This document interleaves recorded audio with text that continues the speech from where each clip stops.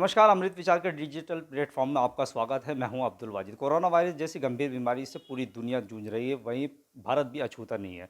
भारत में भी लगातार इसके मामले बढ़ते जा रहे हैं। हमारे साथ खास बातचीत करने के लिए समाजवादी पार्टी से सांसद व मुरादाबाद के डॉक्टर एस टी हसन साहब हैं। डॉक्टर साहब, क्या लगता है आपको, जिस तरह से लगातार मरीजों की संख्या बढ़ती जा रही है, क्या लॉकडाउन का कोई नतीजा नहीं निकल पा रहा है, या वक्त रहते लॉकडाउन नहीं किया, या किस तरह से रिजल्ट देखते हैं आप इसका?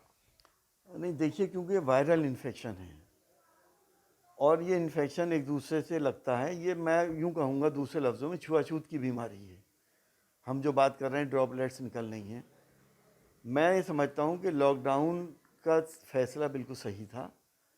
अगर लॉकडाउन नहीं होता तो खुदा ना करे इस वक्त हम बहुत मुश्किल में होते।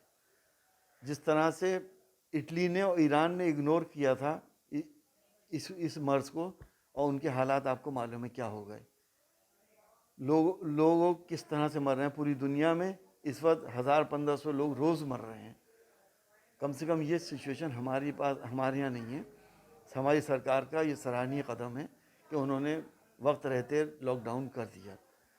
लेकिन उस लॉकडाउन में इस बात का ख्याल नहीं रखा गया कि गरीब बेसहारा मजदूर के लिए क्या किया जाए, जिसको कि रोटी रोज़ी का संकट आ गया। रोज़ी तो है ही नहीं, लेकिन रोटी का संकट तो आ ही गया। रोटी जिसको नहीं मिलती है वो फिर कुछ नहीं देखता। भूख ऐसी चीज़ है कि वो कुछ भी नहीं देखता। वो लॉकडाउन को तोड़ के बाहर आता है, कैसे भी किसी से भी मांगता है, भीख मांगता है और वो इसे इकट्ठा करता है। तो मेरा तो कहना ये था कि जिस दिन जनता कर्फ्यू लगाया था उसी दिन ये अनाउंसमेंट होना चाहिए था कि 3 दिन बाद लॉकडाउन होने जा रहा है। जो जहाँ पर जाना चाहता है स्पेशल ट्रेन चलती, स्पेशल बसेस चलती, वहाँ पे शिफ्ट किए जाते, लोग अपना इंतज़ाम कर लेते 21 दिन के लिए, और लॉकडाउन फिर इसी डेट पे शुरू हो जाता। ये अनाउंसमेंट उस वक्त कर देना चाहिए था। यहाँ पे हमसे भूल हो गई, हमारी सरकार से भूल हो गई। आपका कहने का मतलब, जिस तरह से नोटबंदी की गई थी, वो एक कहीं ना कहीं एकदम से लिया गया जल्दबाजी में गलत फैसला था। इसी तरह से भारत बंदी का भी एक जल्दबाजी में लिया गया फैसला। देखिए, मैं इस मसले पे कोई सियासत नहीं करना चाहता, राजनीति नहीं करना चाहता, लेकिन फिर भी आपने सवाल किया है तो मैं ये आपसे कहूँगा कि कुछ हमारे प्रधानमंत्री जी को पॉलिटिकल स्टंट्स करने का शौक़ हो गया है। 8 बजे टीवी पे आते हैं, 12 बजे फैसला हो जाता है।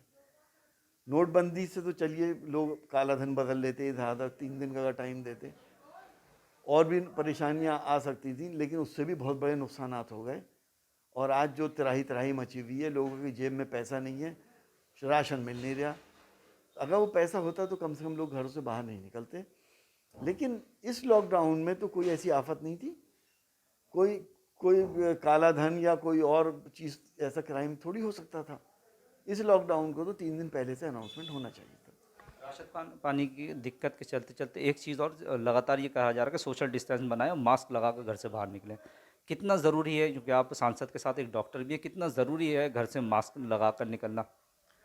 देखिए, ऐसा है, इस वायरस का साइज़ जो है वो 5 माइक्रोन है। अब ये जब हमारे मुंह से निकल रहा है, बारीक बारीक बूंदों के ज़रिए निकल रहा है, तो ये 3 फीट पे जाकर ज़मीन पे गिर जाता है। तो इसलिए दूरी 4 फीट की होनी चाहिए। और जहाँ तक मास्क का सवाल है, आप जो भी मास्क लगा रहे हैं वो आपका मास्क 6 घंटे तक काम कर रहा है। 6 घंटे बाद आपको उसको सैनिटाइज करना पड़ेगा। हर आदमी सैनिटाइज नहीं कर सकता, लेकिन कम से कम या तो गर्म प्रेस करे उस पर, क्योंकि ये वायरस 55 से 60 डिग्री पे मर जाता है। गर्म प्रेस करे, और अगर मास्क ऐसा इस पर प्रेस नहीं हो सकती है तो आमतौर से घरों में हेयर ड्रायर हैं, हेयर ड्रायर को फुल स्पीड पे करके, फुल हीट पे करके 3-4 मिनट के लिए मास्क को सैनिटाइज कर लें। दिन में 3-4 बार ये काम कर लें, उसके बाद मास्क लगाए रहें, तो मास्क सेफ़ है। अदरवाइज मास्क भी सेफ़ नहीं है। डॉक्टर साहब, कोरोना वायरस का प्रकोप किन एज के लोगों को ज़्यादा परेशान करेगा? क्या कोई एज बाउंडेशन भी है, जब जो युवा है, जवान है, इम्यूनिटी पावर पर भी डिपेंड करता है? देखिए, ये इम्यूनिटी के ऊपर डिपेंड करता है। बच्चों की इम्यूनिटी कम होती है, 1 से 5 साल, और फिर 60 साल से ऊपर के लोग जो 70 साल के हो जाते हैं, उनकी इम्यूनिटी बहुत कम हो जाती है। उनके अंदर जिस्म में लड़ने की ताकत नहीं होती। कोरोना वायरस का इन्फेक्शन हुआ और वो एकदम फ्लरिश कर जाता है। तो 65 साल से ऊपर के लोग और 1 साल से 5 साल तक के बच्चे ज़्यादा वनरेबल हैं। लेकिन एक्सपीरियंस ये बता रहा है कि इस वक्त बच्चे भी इसका मुकाबला अपनी इम्यूनिटी से बहुत अच्छी तरह कर रहे हैं, लेकिन जितने बड़े लोग हैं 65 से ऊपर वाले, उनकी डेथ सबसे ज़्यादा हो रही है। डॉक्टर साहब एक आखिरी सवाल, जिस तरह से पूरी दुनिया ये कह रही है कि इसका वाहिद इलाज सोशल डिस्टेंस है, सोसाइटी डिस्टेंस है, वहीं दिल्ली के निज़ामुद्दीन में 2000 लोग जमात तबलीगी जमात के इकट्ठे हो जाते हैं, तो किसकी लापरवाही मानते हैं? लोकल एडमिनिस्ट्रेशन की मानते हैं, वहाँ की जांच एजेंसियों को मानते हैं कि उन्हें पता नहीं चला, या जो धार्मिक स्थल में आने वाले लोग थे उनकी लापरवाही मानते हैं? देखिए, हम जिस देश में रहते हैं, हम धार्मिक लोग हैं।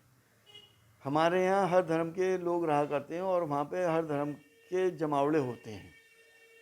सिर्फ निज़ामुद्दीन में जमावड़ा नहीं हुआ, हरिद्वार में कितने लोग फंसे हैं आपको मालूम है, गुरुद्वारों में कितने लोग फंसे आपको मालूम है। निज़ामुद्दीन में बाहर के लोग आए हुए थे, और जैसा मुझे मेरी नॉलेज में है कि उन लोगों ने लोकल एडमिनिस्ट्रेशन को इन्फॉर्म करा था कि हमारे पास ऐसे ऐसे लोग हैं, इनका आप पूरी इनकी जांच करा लें। लोकल एडमिनिस्ट्रेशन उस वक्त तक खामोश रहा, जब या बिज़ी रहा और कामों में। जब वहाँ के नुकसान हो गए, 6 लोग मर गए तेलंगाना के अंदर, उसके बाद एक्टिव हुए। तो अगर उनकी गलती है तो उनको भी सज़ा मिलनी चाहिए, और अगर उन्होंने इन्फॉर्मेशन नहीं दी जिन लोगों ने निज़ामुद्दीन के जो भी मुंतज़मीन हैं, तो सज़ा उनको भी मिलनी चाहिए, FIR होनी चाहिए। आखिरी सवाल, मुरादाबाद की जनता से क्या अपील करेंगे आप? मुरादाबाद की जनता से मेरी यही अपील है कि इस मर्ज़ को बहुत सीरियसली लें। ये उस परवरदिगार का करम है कि अभी तक फैला नहीं है। अगर जब ये 3rd स्टेज में आता है तो कम्युनिटी टू कम्युनिटी ट्रांसफ़र होता है, तो डिस्टेंस भी रखें और अपने को घर के अंदर बंद रखें। बहुत ही कोई ज़रूरी इमरजेंसी हो जाए तो आप सारी एहतियात करके घर से निकलें, फिर मास्क बांध के निकलें, हाथों को सैनिटाइज करें। हाथों को सैनिटाइज ना हो तो कम से कम 12 सेकंड तक साबुन से धोते रहें, और जिससे भी बात करें उससे आप कम से कम 4 फीट के फासले से रहें, और अपना काम करके घर आ जाएं। जहाँ तक सवाल मेरा वही आ जाता है कि रोटी जब नहीं मिल रही तो क्या करे इंसान। हर आदमी पूरी कम्युनिटी को खिला नहीं सकता। सरकार की जिम्मेदारी बनती है कि इस वक्त या तो सांसदों की निधि को ये अलाउ करें कि हम राशन ख़रीदें, भले से DM साहब के ज़रिए ख़रीदें, लेकिन हमारी देख रेख में वो राशन गरीबों को पहुंच जाए, उनके घरों पे पहुंच जाए, वो बाहर ना निकलें, उनके घरों तक पहुंचा दिया जाए ये राशन। अगर ये तो मैं सांसद होने के नाते ये अपील कर रहा हूँ, मैंने प्राइम मिनिस्टर से भी अपील करी है कि हमें इस बात की इजाज़त दी जाए कि हम अपनी निधि से राशन खरीद लें। लेकिन जिम्मेदारी किसकी है? जिम्मेदारी सरकार की है। गोडाउन्स भरे पड़े हैं, आप हर साल खबरें निकालते हो अपने TV पे कि इतना सड़ गया और इतना पिक गया, लोग भूखे मर रहे हैं। क्या इस वक्त वो गोडाउन इस मुसीबत के वक्त में क्या उनको निकाल के वितरण नहीं किया जा सकता? राशन की दुकानों पे भेजें और गरीबों को वितरण कराएं।